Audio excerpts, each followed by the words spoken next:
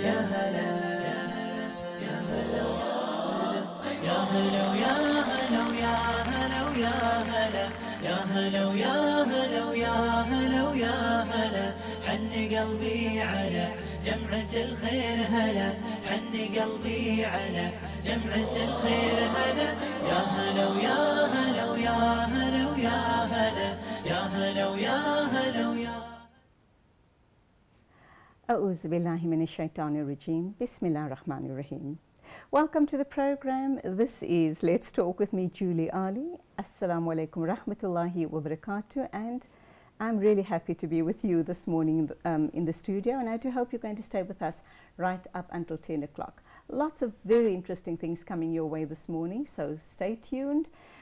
Do remember to call us. Our studio lines will be open. We have giveaways on the show, as always, a delicious sweet hamper from Broadway Sweets, and we're also giving away a hair care hamper, an AMLA hair care hamper from AMCA. And the interesting interviews that we have, I'm very excited about it this morning. We have a baby maker in the studio. Yes, just imagine that. Someone to talk about the natural way of falling pregnant. Then we're also going to be talking to Impilo Adoption Services. They're going to talk to us about the do's and don'ts, the pros and cons, and the red tape involved in adopting a baby. And then we'll be talking about, of all things, adopt a granny, and Sanzef will be in studio with us to talk about how you can pair up with a granny and make a difference, a positive difference in her life. And then to wrap up, yes, we know it's the long weekends, and that means carnage on the roads. Well, we'll have an expert, Ashraf Ismail, to come in and talk to us about road safety. So all of that coming up in the program. Do stay with me. Do call in to claim your prize. But of course, remember, you need to share a comment or a question with us. So call in on the studio line and just let us know what's on your mind, and stand a chance to win a sweet hamper from Broadway Sweets or the AMLA hair care products from AMCA. But right now, our baby maker is standing by to talk to us. Claudia Slattery, good morning. Welcome to the program. Thank you very much. Now, would I be wrong in calling you a baby maker? Not at all. I help women and couples fall pregnant naturally. Okay, great. And this is called, you spoke about the Just Tease method. Now, I think we start off right at the beginning. Who, obviously young couples who are wanting to fall pregnant, but at what stage do they come to you? Do they get married and decide we're going to start a family immediately, or we're going to wait a couple of months and then decide to start a family? Does it make good sense for them to come to you even before thinking of starting a family, just to make sure that everything's okay? Or should they try first, and if things don't work out for them as planned, they then come to you? I believe that we have to prepare our body for pregnancy. Okay, women today, they are living very different lifestyles than we used to. So our bodies might not actually fall pregnant as easily as we thought. So I really would prefer to see couples when they're using the method from a birth control perspective, so we can actually analyze their cycles to make sure they're healthy.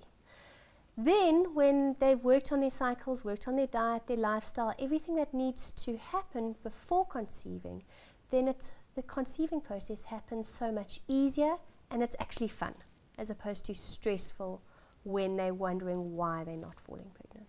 Why is it that these days you're finding more and more women having a problem falling pregnant, and then out of desperation, of course, they'd use all sorts of methods to try and fall pregnant? And I know that IVF is also one of the options, though we know that it's frightfully expensive. But when you're desperate, a young couple in love, married, the most natural thing for them to do is to want to start a family and almost cement that relationship of theirs. That little baby is going to come and add another dimension to their relationship. And I think it's heartbreaking when it doesn't happen. So they keep on trying and trying and trying, and then the frustration level set in. And I think that could also be the cause of the cracks appearing in the marriage. Definitely. Our lifestyle is so different. We live in a world of convenience. And convenience has a price. So you might be going off to a shop, buying a ready-made meal, going to takeaways, but what is the price you are paying by eating like that? What is the stressful life in a world where you're working from 6 till 6? Is it actually having an effect on your body? And I know crime stats, we are always living in that fight or flight response where am I here, I've got this work, I've got that work, I've got to look over my shoulder. There's so much stress, and we think of stress as just work stress, but stress comes in many, many ways. So with our diet, with our stress, and then now stress of why am I not falling pregnant? Why is my body failing me? Why can't I provide a child? It just gets too much. So we've always got to look at our body and say, okay, what are we giving to it? Are we giving it the food that it needs? Are we giving it all the vitamins and minerals? Because how can our baby take cells and make another whole human being if it is stressed out? So we've got to look at the whole body, the emotional, the physiological, the nutrition, and your relationship as well to fall pregnant. So when a couple comes to you, let's rule out any other physiological problems, polycystic ovary syndrome, or any such things. Okay. Let's rule all of those medical conditions out of the equation. This is a healthy young woman, a healthy young man, been married for a couple of years, but they're just not falling pregnant. So they come to you possibly as a last resort. What are you going to do for them? And then is this where the Justice method comes into play? Okay. First of all, I am going to sit down with them and look at their medical histories. See if anything jumps out at me to say, why is this woman possibly not falling pregnant? Maybe she's experienced an emotional trauma as a young age, and she's blocked off the want to have children, but she's done this in the unconscious mind. So emotional aspects really play a big role, okay? Then I'm going to teach them how to chart their cycle. And charting their cycle is really learning to identify when a woman is fertile and when she's not. When she's fertile, she can fall pregnant, and when she's not, she can't. And just to put it in perspective, a woman will only have roughly 1 week in every cycle to fall pregnant. So is that couple just having sex at completely the wrong time? And often you'll go to a medical practitioner and they say, well, ovulation happens around day 14. But I've seen couples where ovulation happens around day 9 or day 29, and that's huge. So this couple could just be having sex at completely the wrong time. But then again, when they have started trying for so long, women every time they have sex, it's like, am I making a baby? And it becomes about the baby making and not the reason why we have sex. And a relationship, the reason why you get married, the reason why you're with a partner, is because you want to have a family in many cases. And a baby is the result. So we've got to take that equation away. Let's build this relationship. Let's go back to why we actually want to be together. So I look at that as well, see what's happened in the marriage. So charting will really also show us any other problems with a cycle which blood tests might not necessarily pick up. So a normal blood test might be, say, within the normal range, but you might be just in the normal phase, but you're not going to fall pregnant if you're just in the normal phase. We want you optimal. So with the charts, we can see if adrenal function's working, if the estrogen level's high enough, if the progesterone level's high enough, and if you are ovulating, all these signs, and we can create an awesome picture and a beautiful picture of what your body's telling you every single cycle.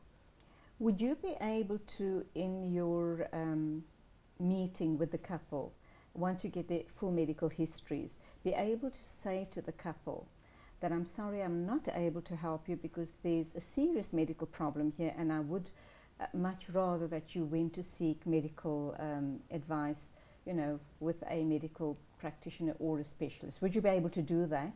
And having said that, let's talk a little bit about who is Claudia Slattery, where does she come from, and why is she involved in this line of work? So let's take that first question.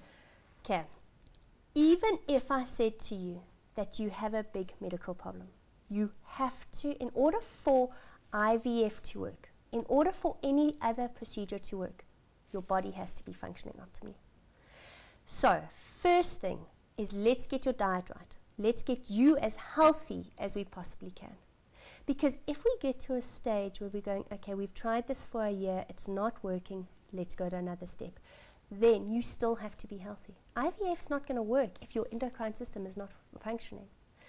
So pretty much all the clients I've had, we have got so much work to do. So I would not say, sorry, I can't help you, because we have to actually get you functioning. Okay. Let's hold the response to my second question. Let's take an ad break and then we'll be back with you in a minute or two. I'm talking to Claudia Slattery. She is the baby maker. If you have any questions or comments around the discussion this morning, we're happy to hear from you. And in the process, if you call in, you could stand in line to win one of our wonderful hampers, a sweet hamper from Broadway Sweets, or a hair care treatment from Amca. It's an AMLA hair care treatment from Amca. So do call in, and who knows, you might just win one of those prizes. But also at the same time, we do value your input and your questions.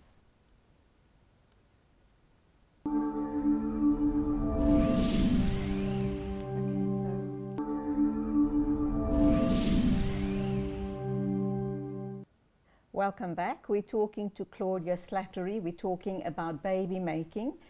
We're going to ask her about Butterfly Wings. It's a brand that she associates with, and also Justice. If you have any questions or comments, if you'd like to pose any questions to her, if you're having difficulty falling pregnant, then we do have in studio, and she'd be more than happy to take your calls. And do remember, when you call in, you will stand in line to win one of our lovely giveaways this morning. Claudia, back to you. Butterfly Wings, what does that stand for, and why Butterfly Wings?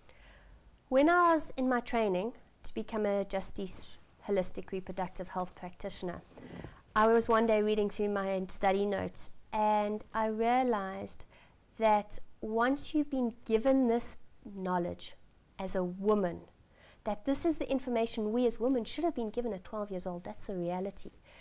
And the information being how our bodies really work. Because every woman's body works in a specific way. It's very scientific.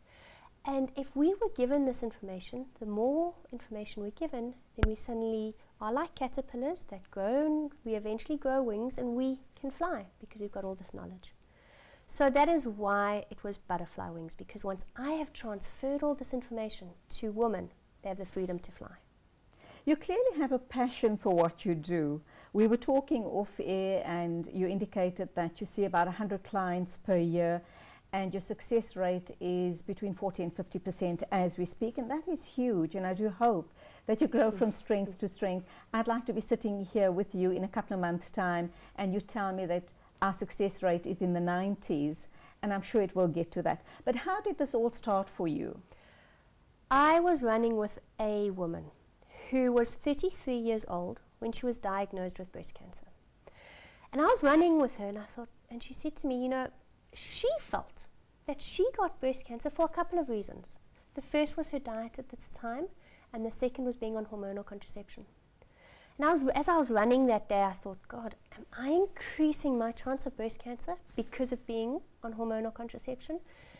And it took me about 6 months, and I played with this in my mind, and I thought, no, this is time to stop it. I don't want to increase my chance of breast cancer if hormonal contraception does increase. So I stopped, and I was quite scared, because what do other women do?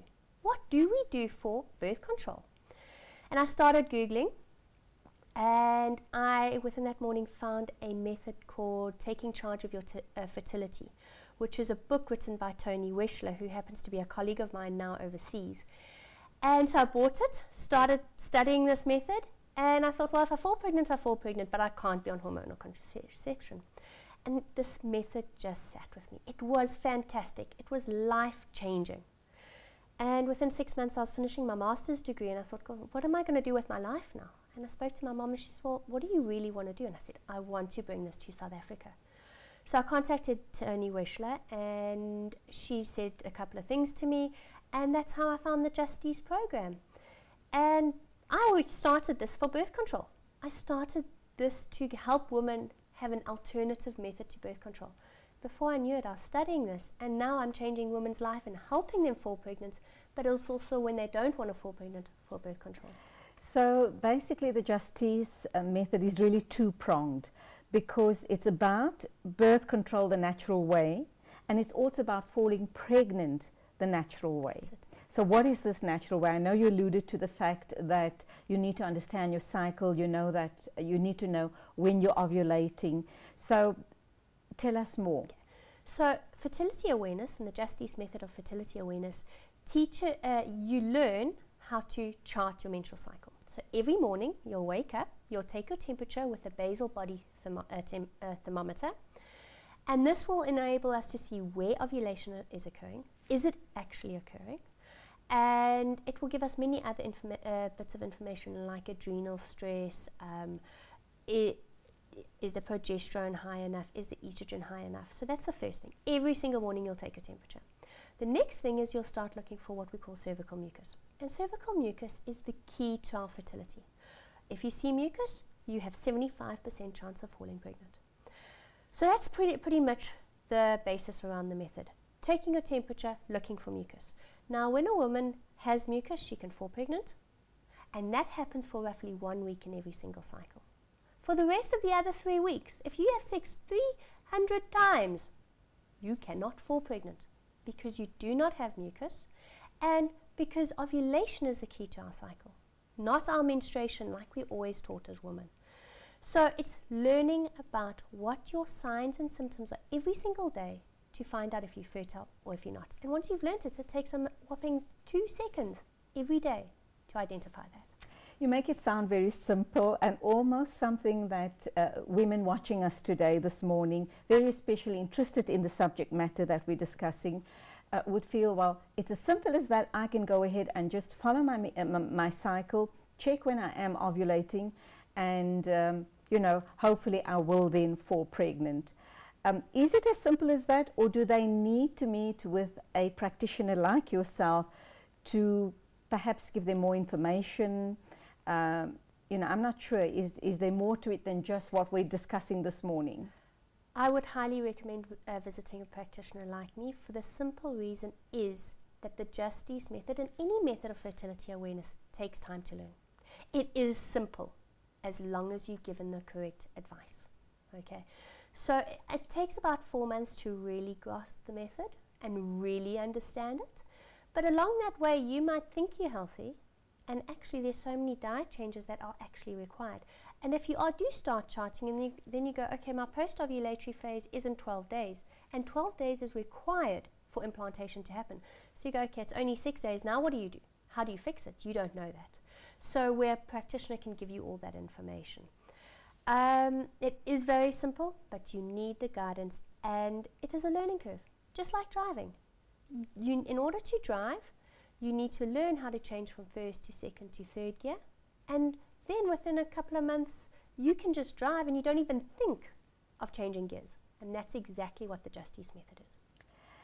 So for people watching us this morning, or people who would consult with you, even though it sounds simple and possibly even flop-proof, so to speak, it is going to be trial and error. And there are other aspects of their lives that needs to be put in place before this can start happening for them, before they can fall pregnant. What are the barriers? What are these barriers that we're looking at? When I work with couples who have been trying to fall pregnant, there's always an emotional issue. That woman might have experienced a miscarriage. She might have put up a wall to say, actually, she doesn't want to fall pregnant. And this is all unconscious, because she wants to follow a career. Or there's some alternative unconscious thing that she's put up that she doesn't actually know. And sometimes we've got to break that wall down so the energy can flow and she can fall pregnant. And so often in a relationship, maybe something's not right in the relationship, but she doesn't realize it until she starts charting and she goes, well, actually, We're barely even having sex. Why are we not? What's wrong here? So there's always a relationship component. There's always an emotional component. So I work with clients to help them overcome that, so that when they're ready to fall pregnant, when their body has actually been restored to a nice, healthy balance, they can fall pregnant. If things don't work out with a couple, they come to you for 4 months in a row and they're still not falling pregnant, they follow your advice pretty rigidly and still find that they're having problems, what's the next step then? I actually say to clients, don't expect to fall pregnant for a year. I am very honest. I don't get your hopes up. I cannot guarantee, and nobody can guarantee, that you can fall pregnant. But I say, you have been living a life like you have for so long, and it's going to take a long time to actually reduce the inflammation and get your body healthy. So please give me this year. And please note that about the 3 to 4 month mark, you are going to go through a depressive phase. Because when you start with me, you've got so much energy, you're ready to embark on this, and then month after month out, something happens. So I say, please accept that this isn't going to happen within 3 months. Work with me for a year, and then let's see what happens. Okay, believe it or not, we've almost come to the end of the interview. For people outside of the Gauteng area, you are based in Melville, Johannesburg, people would want to consult with you, without having to schlep all the way to Johannesburg. Can they, correspond with you via email or Skype or any such thing? And would that work? Or do they need to have that contact with you? I have clients all over South Africa and overseas. Okay. So with Skype, with our technology, doesn't matter where you are in the world. I send you all of the information and we work over Skype. Sometimes it gets a bit hard when I have to suggest certain supplements, but you generally go and find what I'm talking about. But doesn't matter where you are. Skype has made this world a very small place. Okay, great. I think that's where we're going to leave it. Let's just have your website address or contact details very quickly for people who are wanting to get in touch with you after the show. It's very simple, www.butterflywings.co.za. Does medical aid pay for these treatments? Unfortunately not. I have not quite gotten to that area yet. I am an alternative health practitioner, but you can always submit it from a tax perspective. Thank you for being with us, and I certainly hope by way of this program we have lots and lots and lots of babies that are going to be born. Well, that then brings us to the end of this segment. We were talking to Claudia Slattery, the baby maker, and if you're having problems, then she's the lady that you want to get in touch with, and you can just Google her or email her or even give her a tinkle, and inshallah we hope all goes well for you. We're going to be going for an ad break, and when we get back, don't forget, you can call in with comments or questions and stand in line to win a sweet hamper from Broadway Sweets, or perhaps a hair care treatment, an AMLA hair care treatment from AMCA.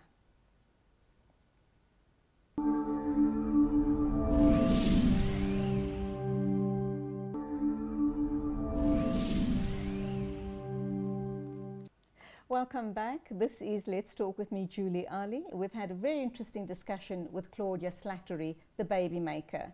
Now, sadly, some people will try for years and years and years, and no matter what they do, they're just not going to fall pregnant. And under those circumstances, I guess the next step would be adoption. And that's what we're going to be talking about in this segment of the show, adoption, with our next guest. And that, of course, is my guest from Impilo Child Protection and Adoption Services. She is Pam Wilson. Pam, good morning. Welcome to the show. Good morning, Julie. Now, I understand you've been a social worker for many, many years. Can you tell us a little bit about yourself?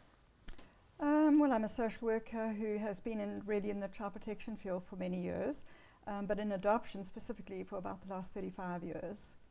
And more recently, working at Impilo as a social work manager. We're working with both adoptions, social workers doing adoption as well as child protection. Okay. Yeah. You talk child protection in the same breath as you talk adoption. And even Impilo Child Protection and Adoption Services. Why the emphasis on child protection? Well, because not all the children that we deal with are going to ultimately be adopted. So our sort of mission is really to care and protect for all vulnerable and orphan and abandoned children, and to provide professional services for them, and always to do what is in the best interest of the child ultimately. Okay, Yeah. now when we talk about adoption, immediately what comes to mind is the red tape and possibly the costs. And if a couple out there are wanting to open up their hearts and their homes to a child who may never be cared for otherwise, and know what family life is all about, are there barriers to entry? And you know, I'm just wondering, you know, when you work with government departments, there is so much red tape involved. How are you at Impilo different to the government adoption agencies? Well, I think, you know, people often do criticize adoption agencies generally for all the obstacles and red tape, as you say, that is put in place, and that couples are made to jump through all sorts of hoops and obstacles before they can adopt. But I think if one actually looks at it a little bit more carefully, and I mean, would you ever leave your child with a babysitter you didn't know, for instance? I mean, we are now making lifelong decisions for babies and toddlers and children who don't have anyone else to make those decisions for them. So obviously we have to be really careful about who we choose to parent those children, and we need to get to know them and get to know whether they're going to actually be the right parents for a child, whether they're going to have the right motivation, whether they're going to be able to nurture these children to adulthood, and whether they're going to be there for these children right till adulthood, and that they are healthy enough to be there to raise these children. So these are checks and balances we obviously have to do. And people often say it's very trying, and it's like an investigation. But apart from it being an investigation or an assessment of their circumstances, it's also a preparation and training, because raising an adopted child is not exactly the same as raising a biological child. So we train people and prepare them for all the issues that might, you know, come their way once they're raising an adopted child.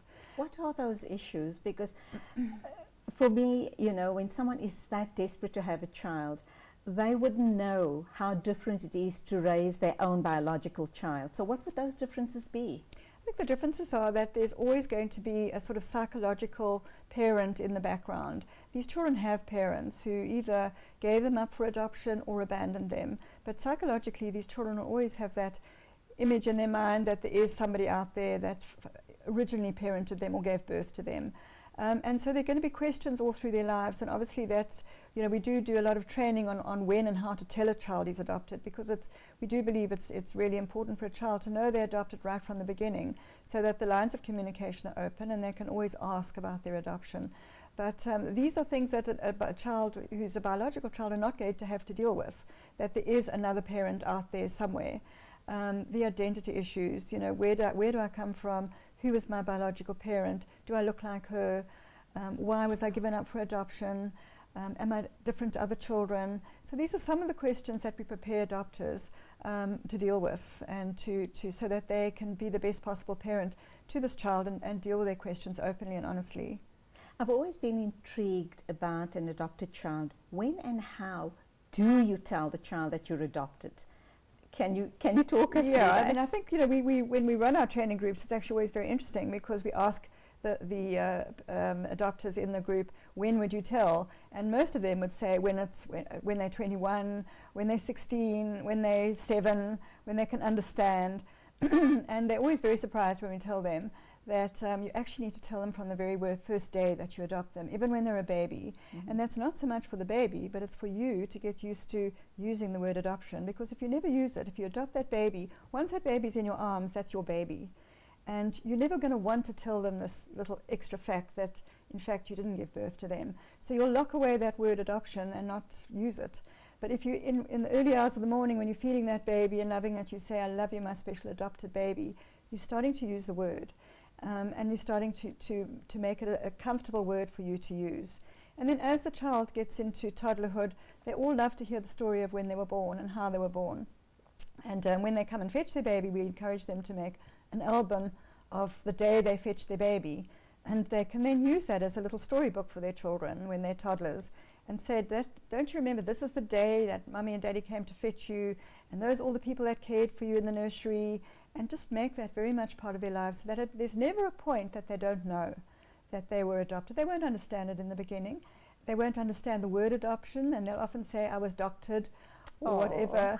But they'll get used to the fact that there's something different about them, and so that when they're at nursery school and the friend of theirs, mummy's pregnant and having a baby, they'll come back and say, I want a baby sister or brother. The mother can say, but remember, mummy told you that mummy's tummy couldn't make a baby, and we have to go back to Impilo or to child welfare or wherever, and we've got to adopt a baby.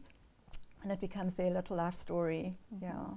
And I guess what parents should also be telling them is that you're adopted, but you're very special to us. Yeah. You're our special child. You're a gift to us. And I often hear adoptive parents do use those type of amazing words with their adoptive children. But now let's look at the laws pertaining to adoption. How you governed by those laws. Just to get back to your previous question about red tape and obstacles, you mentioned government. We do work very closely with our government departments, and adoption is very carefully regulated by the Children's Act. They have sections in the Act governing both local and inter-country adoptions, and that act has to be implemented in many ways, and there's a lot of administrative and bureaucratic procedures that go along with that. And that is where some of the obstacles come in, because you're not just placing a child and the couple go off and everything's fine. You now have to actually finalize that adoption through the courts, and through the Department of Social Development have to be involved in that process as well. And at the moment there are a lot of obstacles in that process. I think it's the Children's Act is very sound, and the provisions in the Act are very good, and we're not questioning that at all, but it's implementation that has become pretty difficult for social workers on the ground to finalise an adoption and to get adoptions through the court system as well. We're talking to Pam Wilson from Impilo Child Protection and Adoption Services. We're talking adoption, so do keep us company, call in, share your views with us. We're happy to hear from you. But we're going to take an ad break now, and when we get back, we'll continue our discussion with Pam Wilson on adoption and possibly even fostering.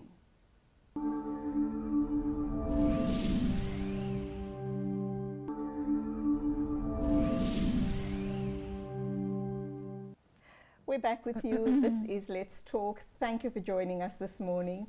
Do remember our lines are open if you'd like to call us and make a comment or even a question for any one of our guests. Please do call in. Lines are open, and in the process stand in line to win a prize, a lovely sweet hamper from Broadway Sweets, or a hair care products hamper, Amla hair care product hamper from Amca. So call in, share your views with us. We'd love to hear from you, and stand in line to win a hamper.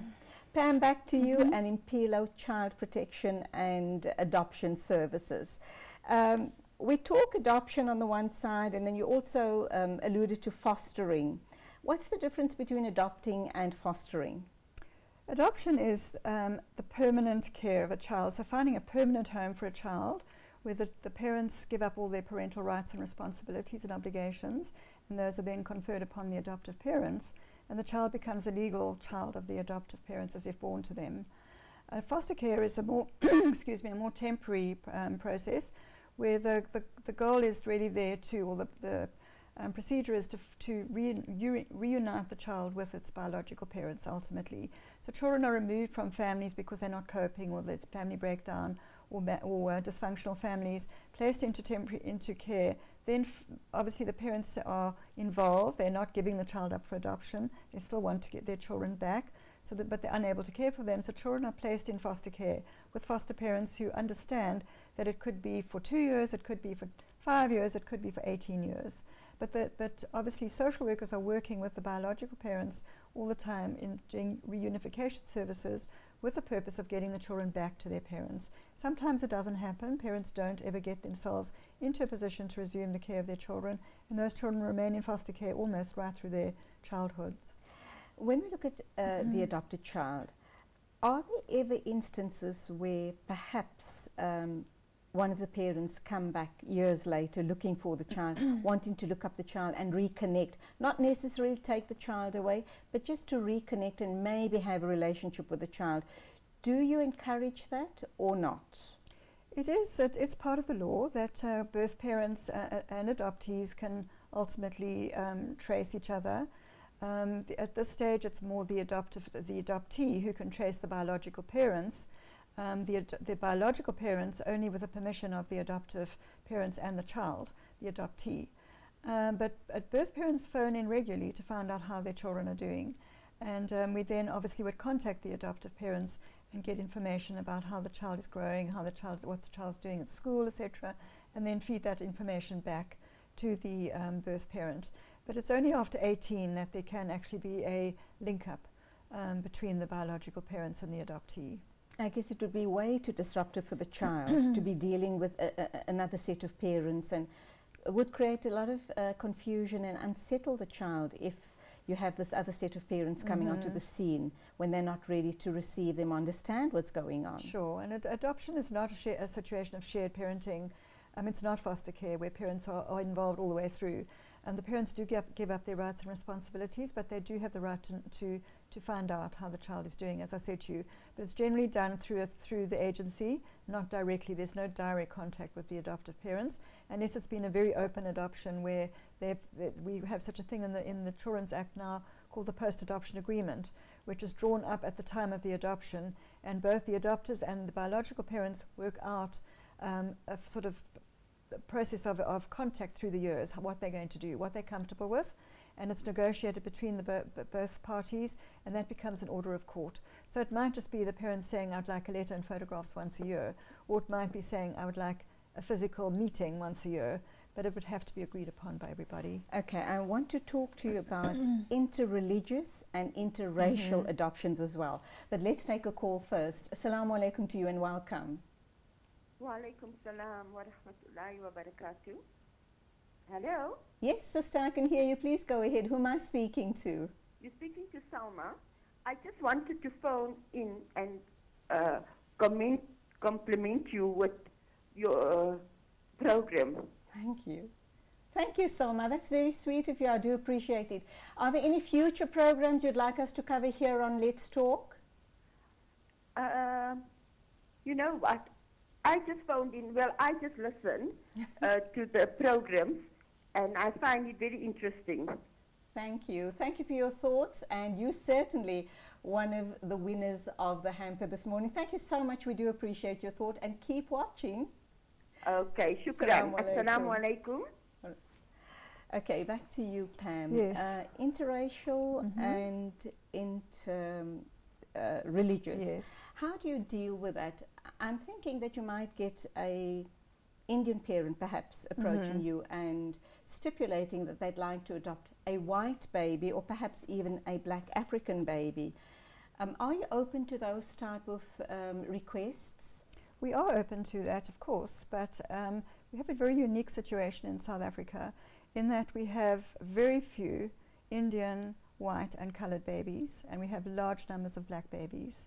So it's and the opposite also occurs in that we have large numbers of white, Indian and coloured applicants, adoptive applicants, waiting for babies or wanting to adopt babies, and fewer families for our black children.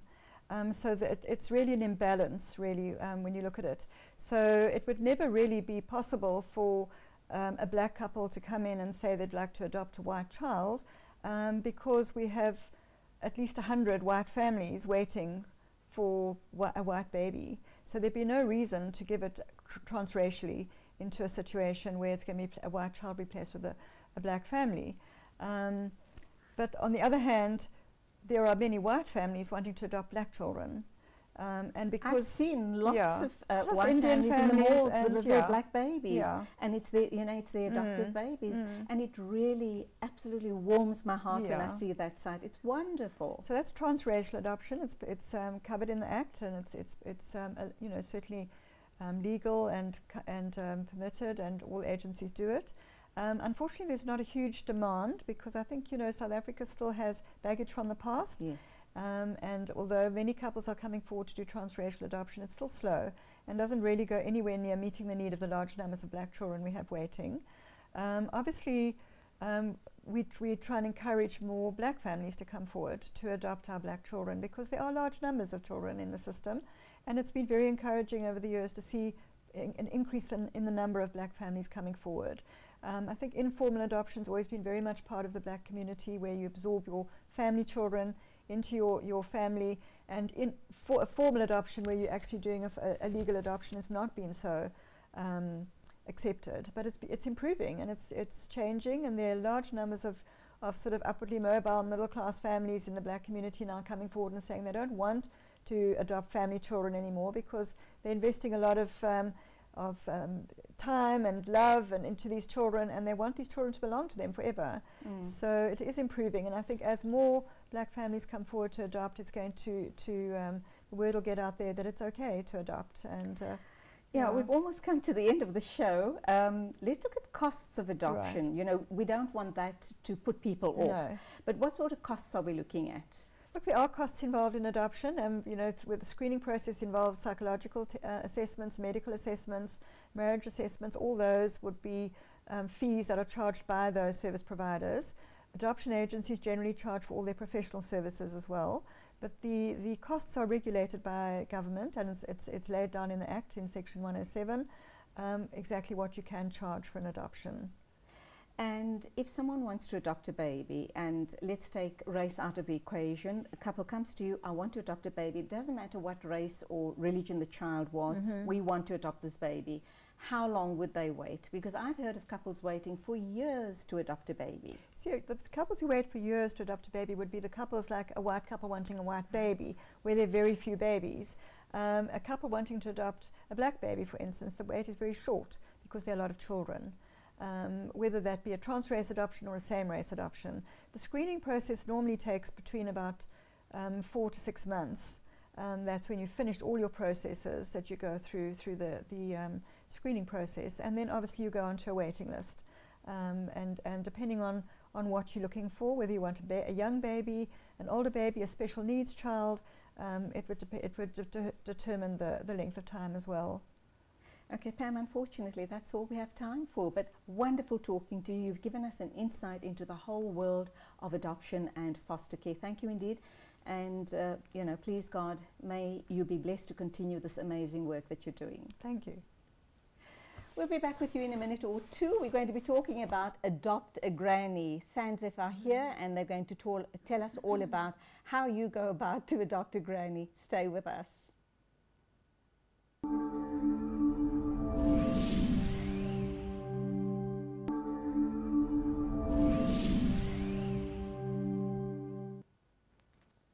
Welcome back, and thank you for allowing us into your homes this morning. This is Let's Talk with me, Julie Alli.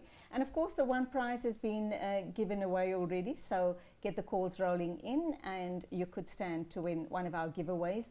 The giveaways today, of course, was a sweet hamper from Broadway Sweets or the hair care hamper from AMCA. So do call in. We'd love to hear your comments or questions. Now, I'm thinking Adopt a Granny, an initiative or a project by the South African Zakar Foundation, Zakar Fund rather, South African National Zakar Fund. They're talking about Adopt a Granny, and I think it's kind of very different to what I'm thinking about. I thought you had to physically go out and adopt a granny and bring her into your home, and she's there with you for the rest of her life and your life possibly. But Hussein Isup, who's our guest from SANZF, tells me, no, it's something completely different. So let's hear what it's all about. Assalamu alaikum, welcome. So thank you very much. And in fact, when we launched the program about 5 years ago, we had a number of gentlemen calling us to say, well, can we marry the granny?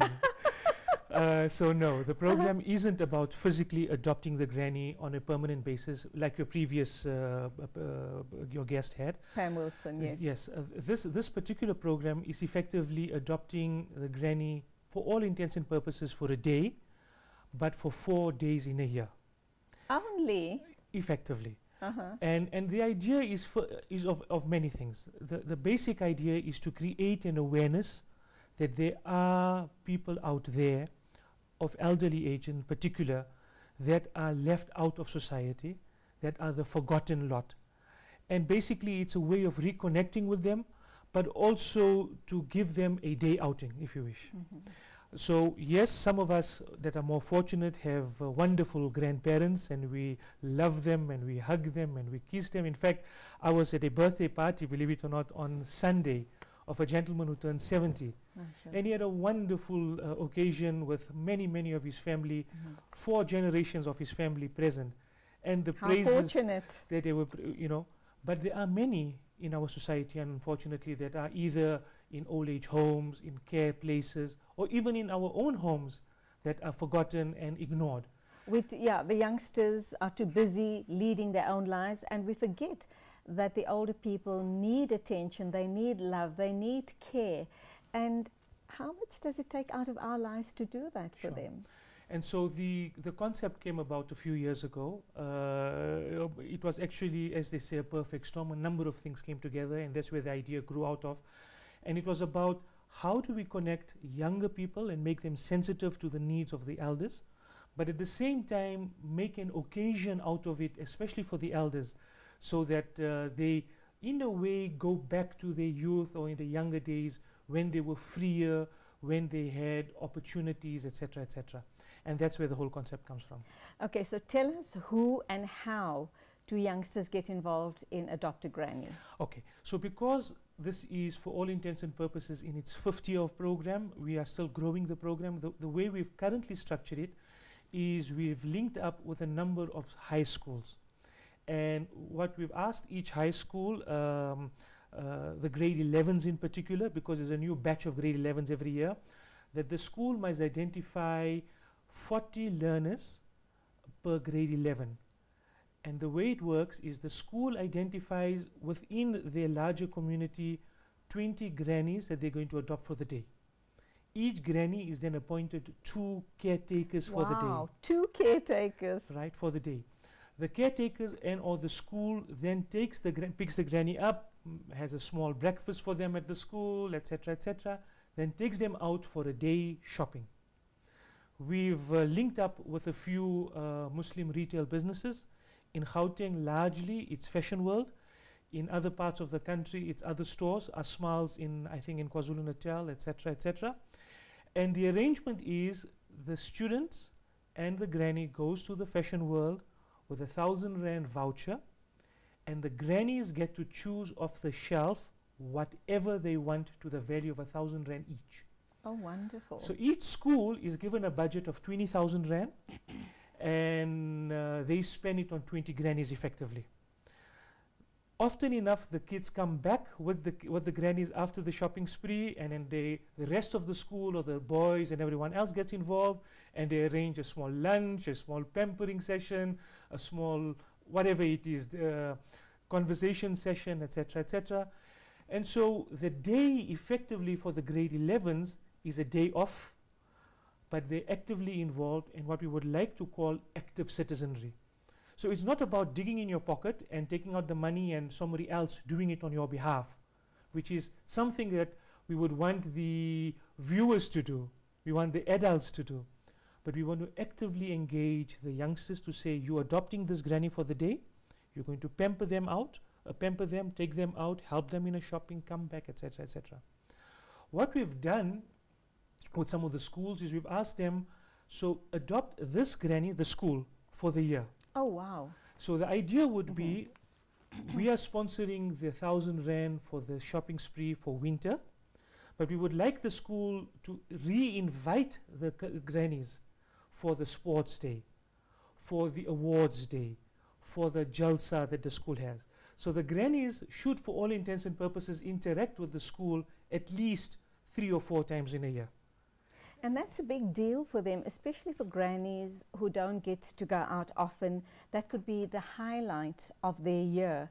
And I'm also hoping, especially for the youngsters, I'm more than certain it might have happened, that they establish a relationship with this granny and possibly then have more contact with them, maybe, the odd weekend, once a month, once in a couple of months, take the granny home for a weekend and spend some time with granny. Certainly that is our hope. Whether or not it's happened in reality, I can't tell you, but I'll tell you what has happened out of at least the first day meeting, the sort of adopt a granny shopping spree day.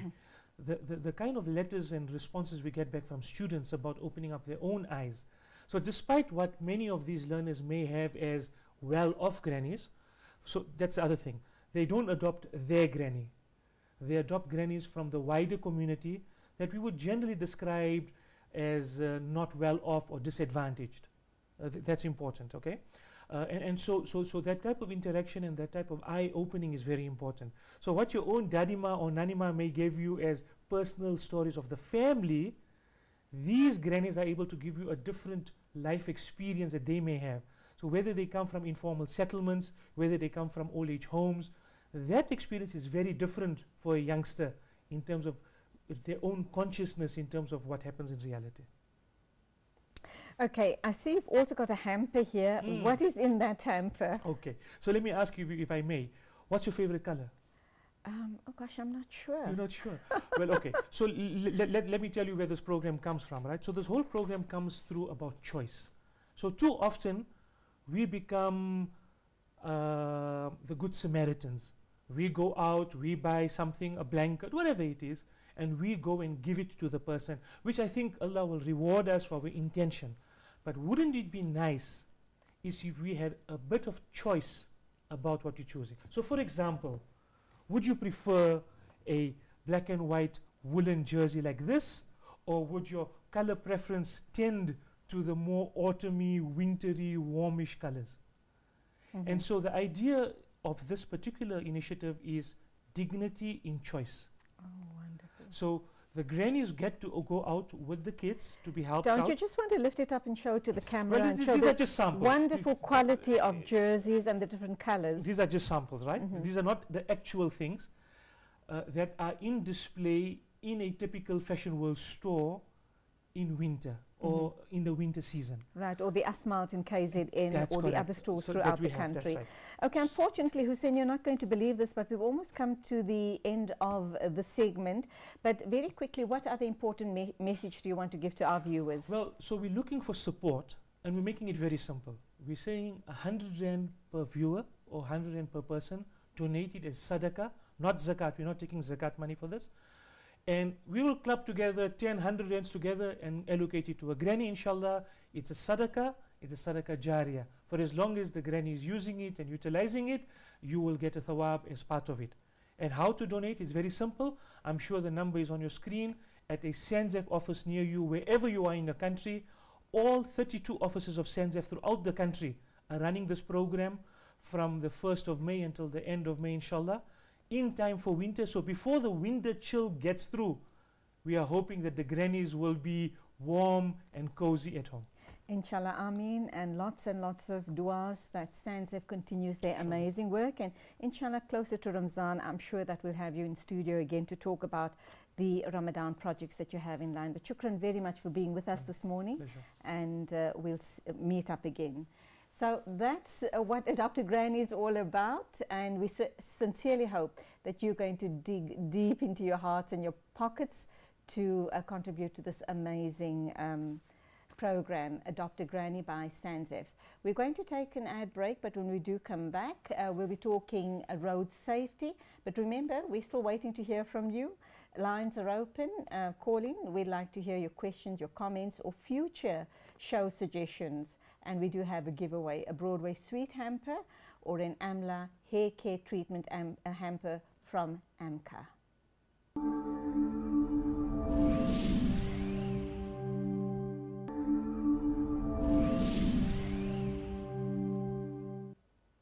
And it's the final segment, the final 15 minutes of the show this morning. Thank you so much for being with us right up until now. And this part of the show is not very pleasant. We're going to be talking about that really dreaded time of year. Well, it comes around a couple of times of year over the Easter holidays, the June, July holidays, and again during December time. And we're going to talk road safety. We have an expert in the studio with us, and that is my dear friend sitting here with me. And he has been in government for many, many years doing road safety. So let's talk to him about how we can be more aware, how we can be more Muslim and do our bit to be safe on the road, not only for ourselves, for the opposite party as well. Ashraf Ismail, assalamu alaikum, welcome to the program. Wa alaikum salam. It's a pleasure to be here, Sister Julie, really good. Pleasure to have you. Okay, you've been with government working on road safety for over 20 years, I think. You also hosted a radio show called Bumper to Bumper. So you really are the fundi. What are you doing currently before we talk road safety? Sister Julie, after 20 years in government, road safety being a practitioner at the different levels at the 3 tiers of government, local, provincial and national, I decided to call it a day. Basically went into my own business. Have started a new company called Fleet Max, and essentially here we're looking at fleet risk management, looking at the 4 elements: driver fitness, vehicle fitness, you're looking at the environment, and of course also issues around loads management. So essentially taking everything that I've learned over 21 years, distilled it into my own profession. And I do hope you grow from strength to Inshallah, strength, inshallah. inshallah. Now, Easter weekend, we know the carnage has already started. We've heard about, very sadly, in KZN, I think 2 families, Muslim families, were involved in fatalities, and that's just from a, from our community perspective. But we know it's far and wide. It doesn't discriminate, and we know that at the end of the season, the Easter season, we're going to be hearing about many, many more fatalities.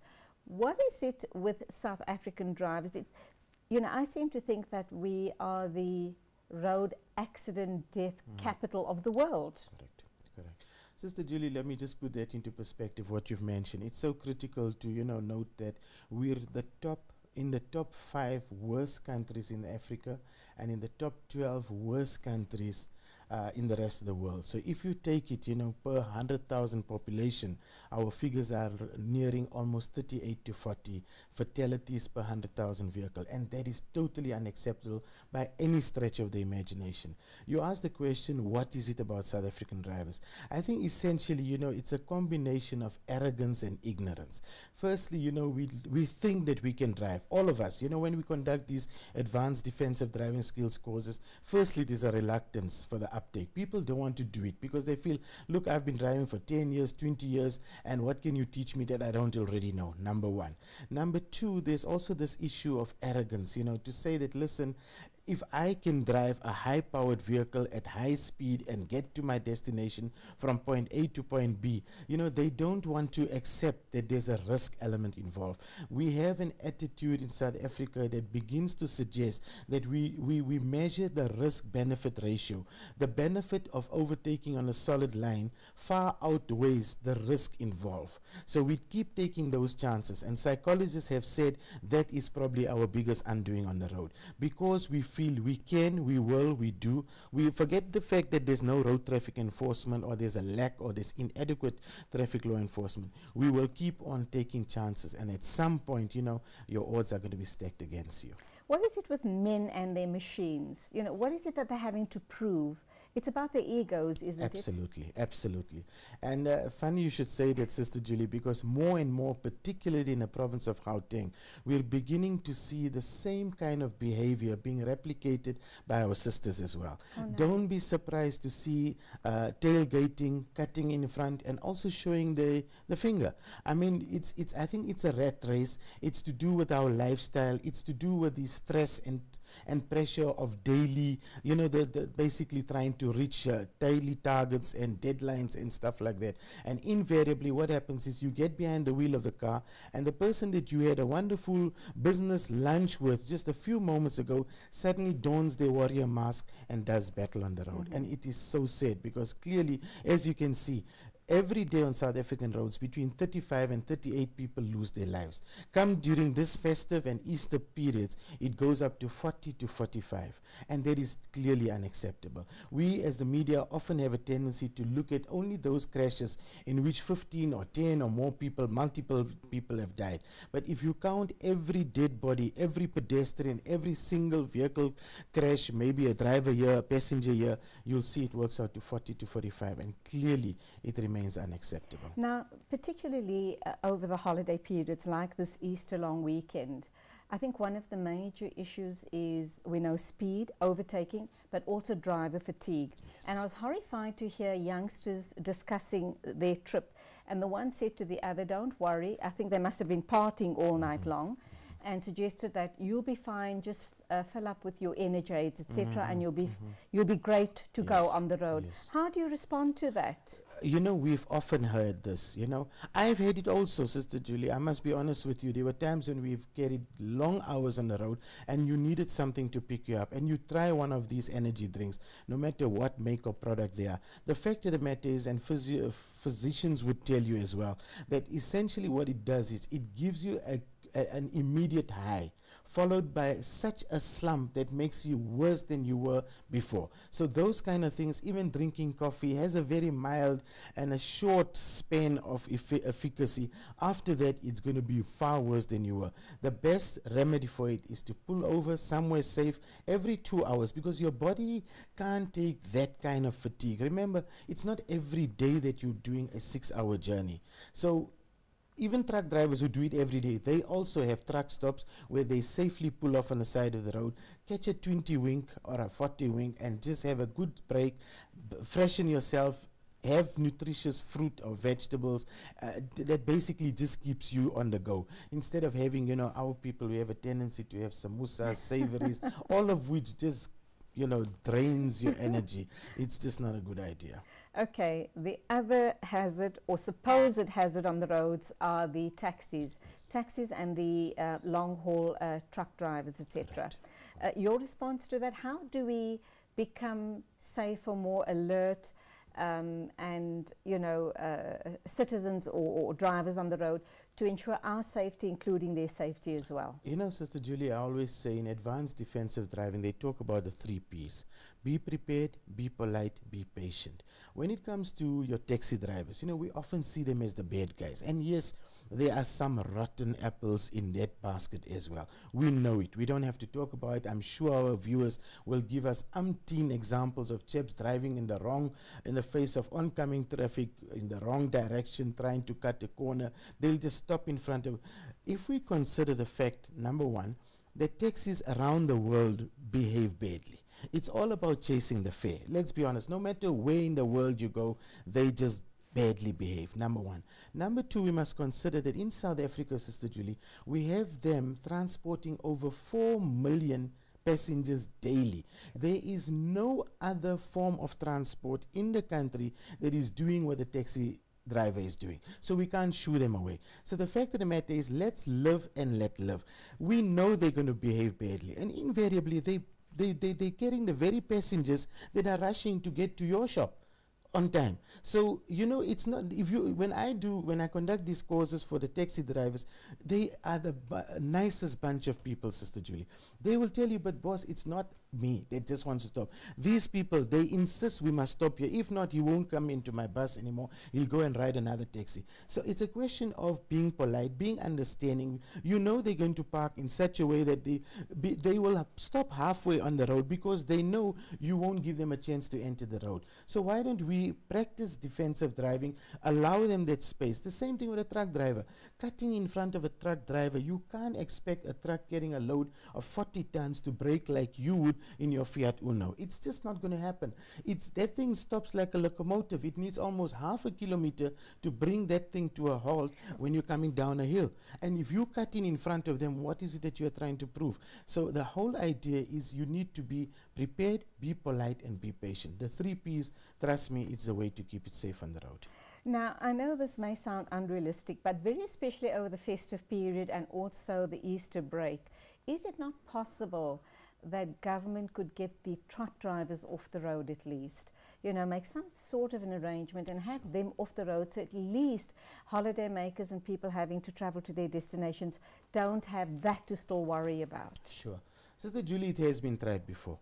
For our country, the economy of this country is such that it's very fragile. We don't have the kind of mature kind of economies like we would have in the Western, first world developed countries, where they can even pull the trucks off the road completely for a day. In South Africa, unfortunately, there is so much of the economy that is reliant on those trucks to deliver their produce, to deliver their animals, their feeds, their fuel, everything. Bearing in mind that in South Africa, our rail system is almost useless as That far would as be freight the goes. answer, I'm sure. Exactly. If that was the case, we would have almost be able to reduce the number of truckers on the N3, which is the busiest corridor from Johannesburg to Durban, by 50%. You could have put them all onto the rail and voila, your problem would have been solved. Unfortunately, that's not the situation. And economists will tell you the moment you do that, I mean, it just takes one major hazardous chemical spill on the N3 and the road is closed up for up to 10 hours, and see what drama it has on the economy. The impact is felt almost immediately. To take them off for a long weekend or something is just not feasible. Some years back, the MEC mooted the idea that we remove heavy trucks during the peak periods in the evening and in the morning. We've never heard of that MEC anymore. So clearly the Road Freight Association came down very hard on it. The industries came, and it's just not a feasible thing. It's not. We need to, and you know, the other side of the coin is, Sister Julie, that when you have these truckers in between you, invariably you slow down, because they forced to sometimes put you behind them at the speed of 80 kilometers per hour. If you have a road where there's no truckers, can you imagine what kind of speeds people will be catching on? 140, 160. So sometimes they act as speed breakers, if you want to be cynical about the whole argument. Traffic cops and, you know, the long weekends, etc., on all the national highways, is it a good idea? Do they act as a deterrent? Should they be more visible than they actually are? Yes, that is the answer, Sister Julie. That is precisely the answer. You need to be visible. And I want to add one more rider to it, effective. Because you can have visibility. You can have Freddy standing under the same tree day in, day out. People have become immune to it. They slow down when they pass Freddy. The moment they've gone through, they start accelerating again. It has to be smart policing. You must be able to prove that your speed timing operations are in places where it is proven to be hazardous. Either they are school children, or they are pedestrians, or they are stray animals in the vicinity, and therefore we are forcing you to bring the speeds down, number one. Number two, visibility is imperative. We need static patrols, we need visible patrols, we need moving patrols, because you and I, we all know it. When you see a vehicle with a blue light, that's the time when we slow down. Research has proven that when you see a vehicle with the blue lights, your behavior will improve for the next 15 to 20 minutes. Only. So ideally, yes, you would want to have a patrol vehicle every 15 to 20 minutes. Okay, that's where we have to leave it very quickly. We've just got about half a minute. I know you spoke about the 3 Ps. Anything else you want to say to our drivers? Very important. Let's buckle up. For passengers, both front and rear. Critical, critical, critical. Shukran for being with us this morning, and that's where we end off the show. Thank you for being with us. Our thought of the day before I bid you farewell. Bring happiness to others, even if they sadden you. Relieve others from their worries, even if they don't help you. Show kindness to others, even if they aren't kind to you, because this act of yours is not for them, but for Allah, who loves those who do good. Ameen. Wassalam, thank you for being with me till Saturday morning at the same time. As always, it is Assalamu alaikum wa rahmatullahi wa barakatuh from me, Julie Alli.